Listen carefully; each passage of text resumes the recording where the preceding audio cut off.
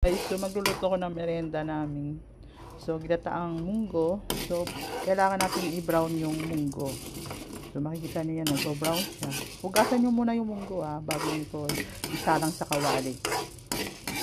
So, bibili muna yung kapatid ko ng gata. So, meron ako dito na malagkit. Papakita ko sa inyo. Ito guys, yung malagkit. Yan. Yan, hugasan ko yan siya. Tapos pag nahugasan ko siya, yung pinigang gata, yun ang ihahalo ko. Is nakabili ng kapatid ko ng fresh gata, so di siya nakabili ng nyog. So ito na lang ang ilalagay natin sa mismo dito sa malagkit.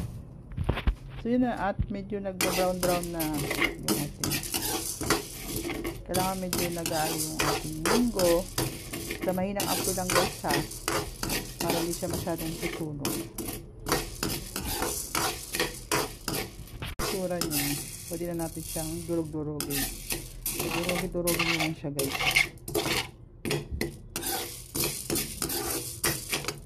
So maghugas tayo ng malagkit.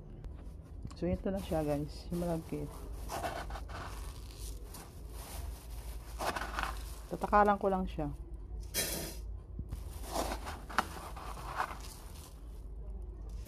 Ito.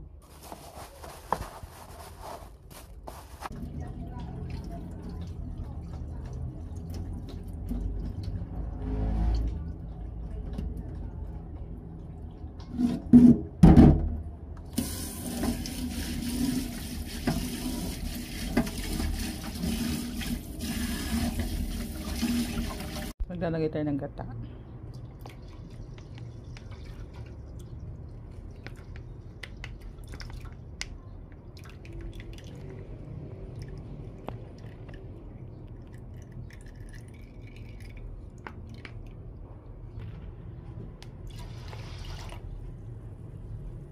So, malapit-lapit na. Yan.